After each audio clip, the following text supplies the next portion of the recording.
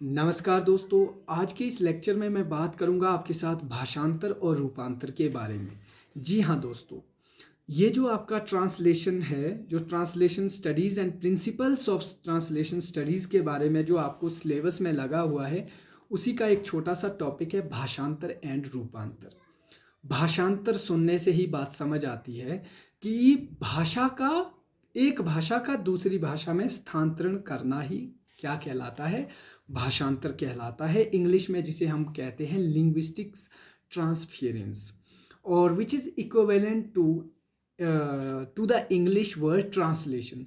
हम ट्रांसलेशन से क्या समझते हैं? जब आप किसी एक भाषा को किसी दूसरे भाषा में बदलते हैं, हम उसे अनुवाद करते हैं, उसे हम क्या कहते हैं? ट्रांसलेशन कहते हैं। फॉर एन एग्जाम्पल, अगर आप कहते हैं कि ये एक आम है, ये हमने किस भाषा में कहा? हिंदी में। लेकिन जब हम उसका भाषांतरण करते हैं तो वो कैसे हो जाएगा? जैसे आपका दिस इज अ मैंगो, यहाँ पर टोटली वो क्या हो गया? चेंज हो गया, भाषांतरण हो गया। लेकिन यहाँ पे हम एक चीज देखते हैं, ये replacement of lexical and syntactical structure. Meaning same रहता है, कॉमन मीनिंग रहता है। अगर ये एक आम है, ये आम है, इंग्लिश में भी कहोगे तो भी वो एक उसका मीनिंग सेम ही रहता है। लेकिन जो आपका लैंग्वेज स्ट्रक्चर है, जो ग्रामर स्ट्रक्चर है, वो रिप्लेस हो जाता है एज कंपेयर जो हमारी सोर्स लैंग्वेज है। अगर आप मान के चलो सोर्स लैंग्वेज, आप हिंदी टेक्स्ट को इंग्लिश में ट्रांसलेट कर रहे हो, तो वो आपका हिंदी टेक्स्ट सोर्स टेक्स्ट कहलाता है।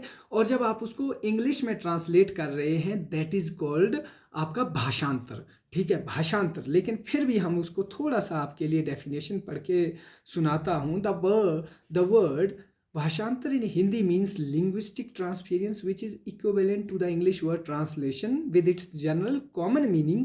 After all, translation is basically the replacement of lexical and syntactical items from one language to another, same as it is जो मैंने अभी अभी आपको बात बताई।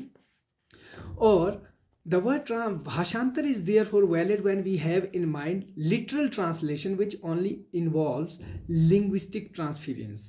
ठीक है, आप जब किसी सोर्स लैंग्वेज को, जब आप के लिटरल ट्रांसलेशन कब होती है? जब आपके सोर्स लैंग्वेज के बारे में आप पूरी तरह नॉलेज रखते हैं और टारगेट ऑडियंस की नॉलेज को भी आप बखूबी जानते हो। ठीक है, उनकी लैंग्वेज को भी बखूबी जानते हो।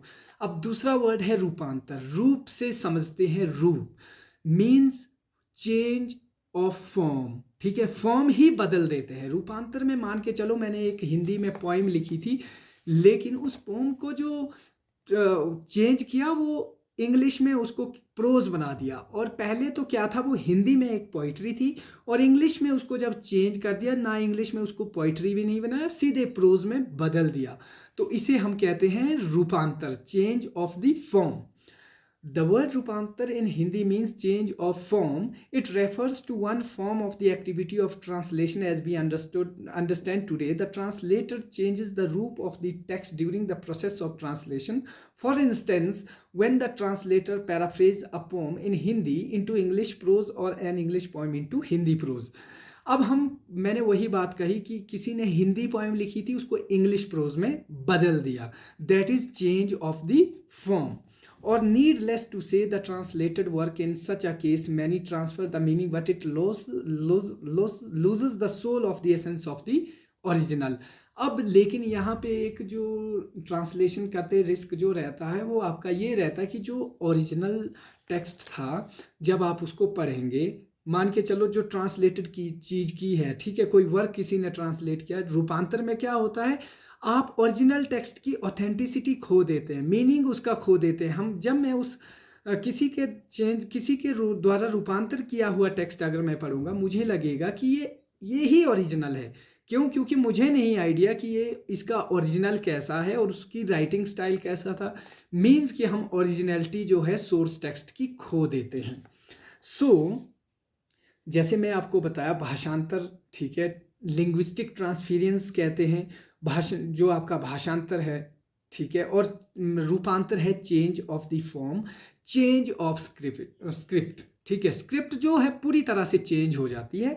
एक एग्जाम्पल के थ्रू आपको समझाता हूँ। For an example, Ramayana, for an example Ramayana का लेते हैं। In the 4th century the Jain version of the Ramayana entitled Paumachariya appeared. It was written translated by Bimal Suri from Sanskrit to Prakrit.